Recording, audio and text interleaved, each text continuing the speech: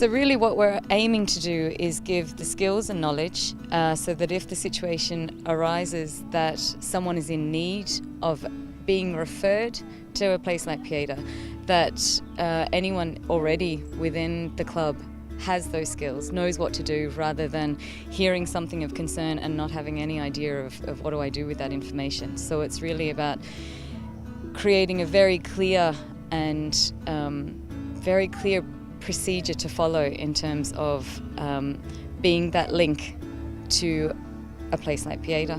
And look, largely from all the people I've worked with during these training programs, they're in that role anyway. You know, they're in that kind of buddy-ish type role with a lot of them, especially in the RFU. They're working with younger, you know, adolescents, early adults, and they're in that role. So it's about just adding to their skill base already and giving them the knowledge, and I suppose the reassurance that there is someone else that they can kind of link that person in distress to, and they don't have to take on that responsibility themselves. It's about being a short-term helper to move on.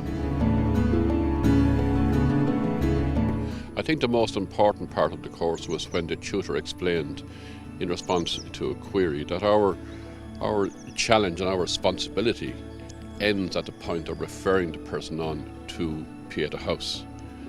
We're not expected to be some kind of therapeutic agents, or we're not achieving a professional qualification here. We're being helped to understand, and we're being helped to deal with an issue that may arise. And when it does arise, if we have the insights and the knowledge, we will be able to refer on appropriately. And we will feel good about that, knowing we did the right thing. It's important because I think the IRFU is based on clubs, and the clubs are part of communities. And more we are engaging with our members, not just in terms of the individual player, but with their families. And we have a whole range of rugby nowadays. So rugby is a family game, and it's important in recognising families that every so often someone in the family needs some assistance. And if that challenge of assistance comes to our door, it is important that we're in the position to refer it on and to know the time for referring it on. So I was very apprehensive. Suicide and self-harm is such a taboo subject, nobody even talks about it.